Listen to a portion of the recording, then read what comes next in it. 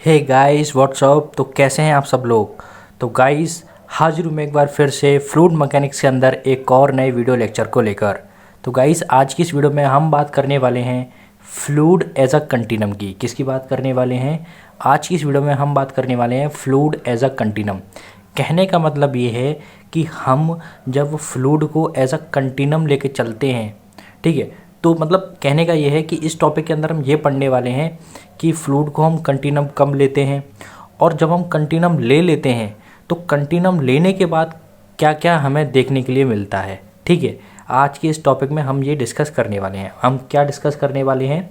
हम ये डिस्कस करने वाले हैं फ्लूइड एज अ कंटिन्यूम में कि जब हम पहली बात तो ये कि फ्लूइड को कंटिन्यूम कब लेते हैं, फ्लूइड को एज अ कंटिन्यूम हम कब मान कर चलते हैं। ठीक है, पहली बात तो ये जानने वाले हैं। सेकंड थिंग जो हम जानने वाले हैं वो ये है कि जब हम फ्लूइड को एज अ कंटिन्यूम मान लेते हैं, ठीक है, तब हमें क्या क्या देखने के लिए मिलता है, ये हम यहाँ पर जानने वाले हैं। तो चलेगा, बिना देर किए आज की इस वीडियो को स्टार्ट करते हैं। तो देखो क्या लिखा हुआ है सबसे पहले इस टॉपिक के अंदर। सबसे पहले पॉइंट में लिखा हुआ है इन ए fluid system.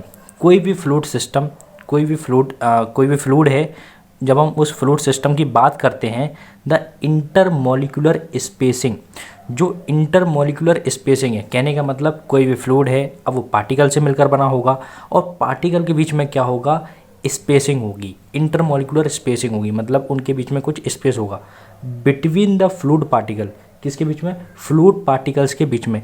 Is treated as negligible. कहने का मतलब ये है कि किसी भी फ्लूइड सिस्टम के अंदर जो इंटरमोलिकुलर स्पेस होता है, या मैं कहूँ वॉइड जो होता है, वॉइड जो होते हैं फ्लूइड पार्टिकल्स के बीच में, जब हम उसे ट्रीट करते हैं, कैसे ट्रीट करते हैं? ऐसा नेग्लेजिबल, मतलब कि ना के बराबर मान के चलते हैं। And the entire fluid mass system is assumed as continuous distribution of mass. ठीक है, यानी कि हम क्या करके चलते हैं फ्लूइड सिस्टम में, जो इंटरमोलिकुलर स्पेसिंग है पार्टिकल्स के बीच में, फ्लूइड पार्टिकल्स के बीच में, उसे ना के बराबर या फिर मैं कहूँ नेग्लेजिबल मानकर चलते हैं।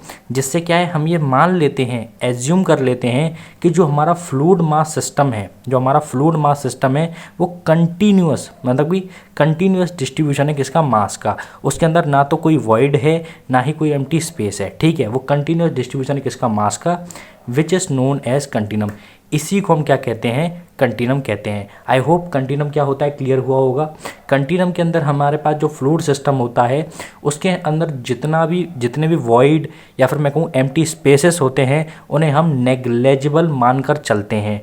कैसे ट्रीट करते हैं? नेग्लेजिबल।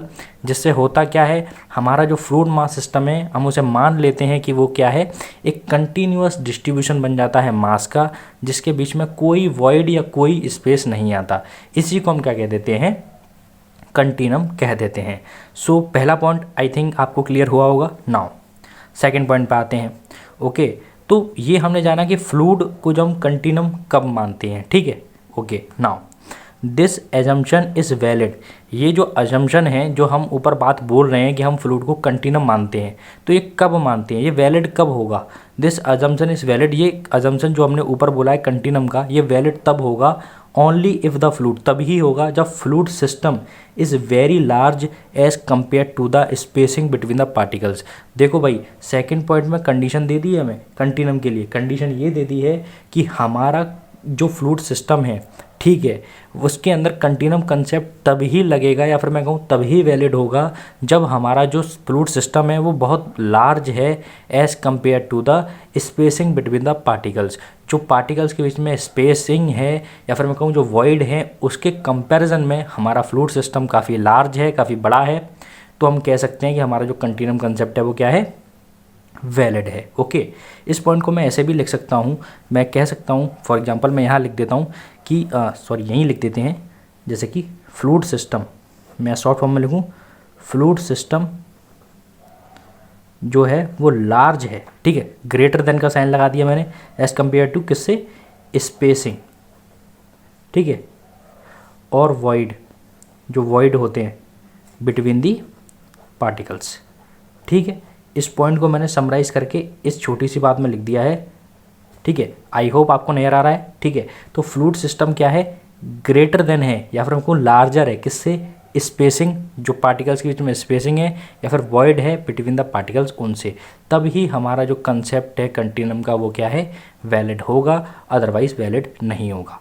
ठीक है, अब 2 पॉइंट तो हमने समझ लिए कि भाई कंटिन्यूम होगा तो कब होता है। ठीक है, फिर हमने समझ लिया कि क्या कंडीशन है। अब हम देखेंगे कि कंटिन्यूम कंसेप्ट जब वैलिड हो जाएगा तो उससे होगा क्या। ठीक है, तो as a consequence of the continuum, मतलब कि कंटिन्यूम के कारण जब हमारा कंटिन्यूम कंसेप्ट वैलिड हो जाएगा तब हमें क्या देखने के लिए मिलेगा, तो हमें देखने के लिए क्या मिलेगा, ज़रा ध्यान दो। ईच फ्लूइड प्रॉपर्टी, जो भी फ्लूइड की प्रॉपर्टी हैं, ठीक है, क्या होती हैं फ्लूइड की प्रॉपर्टी, वो हम आने वाली वीडियोस में देखेंगे। फिलहाल आप इतना समझ लीजिए कि जो भी फ्लूइड की प्रॉपर्टी हैं इज़ एज्यूम, वो मान ली जाती हैं to have a definite value, कि उनकी एक डेफिनेट वैल्यू होगी, यानी कि एक फिक्स वैल्यू होगी at every point in space, किसी भी पॉइंट में किसी भी पॉइंट पर स्पेस के अंदर।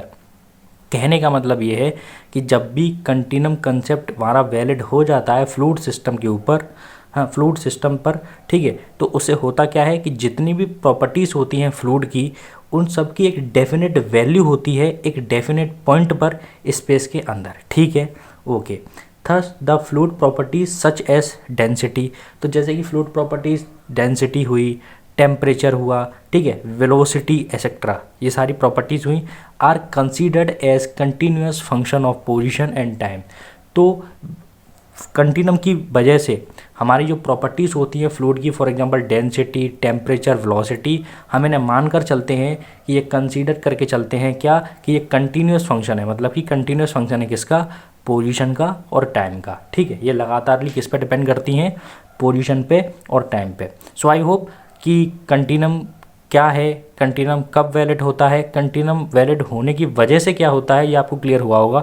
इंपॉर्टेंट पॉइंट है पॉइंट नंबर 3, जो कि हमें ये बताता है कि जब भी कंटिन्यूम कंसेप्ट वैलिड हो जाएगा तो जो हमारी प्रॉपर्टीज़ हैं उन प्रॉपर्टीज़ की वैल्यू हर पॉइंट पर, ठीक है, एक स्पेस के अंदर हर पॉइंट पर अलग होगी, एक डेफिनेट होगी, फिक्स होगी। ठीक है, और जो हमारी प्रॉपर्टीज़ हैं वो हमारे कोऑर्डिनेट्स या फिर मैं कहूँ एक्स वाई जेड और टाइम, यानी कि जो कंटिन्यूस फंक्शन मानी जाएंगी पोजीशन का, पोजीशन के अंदर 3 चीज़ आती हैं, एक्स वाई और Z, coordinate axis and time, और टाइम का। ठीक है, मतलब कि जो हमारी प्रॉपर्टीज़ होंगी वो फंक्शन होंगी किसका, पोजीशंस का, टाइम का। मैं ये लिख सकता हूँ कि प्रॉपर्टीज़ जो होंगी हमारी फ्लूइड की वो क्या होंगी, वो फंक्शन होंगी, किसका फंक्शन होंगी, x comma y comma z comma T.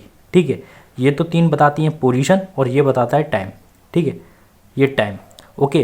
तो ये 3 जो हैं एक्स वाई जेड, ये बताएंगे पोजीशन और ये बताएगा टी, टाइम। ठीक है, यानी ये प्रॉपर्टीज़ होंगी फ्लूइड की, वो किसका फंक्शन होंगी, कंटिन्यूस किसका फंक्शन होंगी, पोजीशन का, टाइम का। ये हुआ क्यों है, ये हुआ है कंटिन्यूम की वजह से। ठीक है, अगर कंटिन्यूम कंसेप्ट वैलिड नहीं होता तो कंटिन्यूस डिस्ट्रीब्यूशन नहीं हो पाता मास का, जिसकी वजह से ये 3rd पॉइंट हमारा लग ही नहीं पाता। ओके, सो आई होप आपको ये टॉपिक क्लियर हुआ होगा।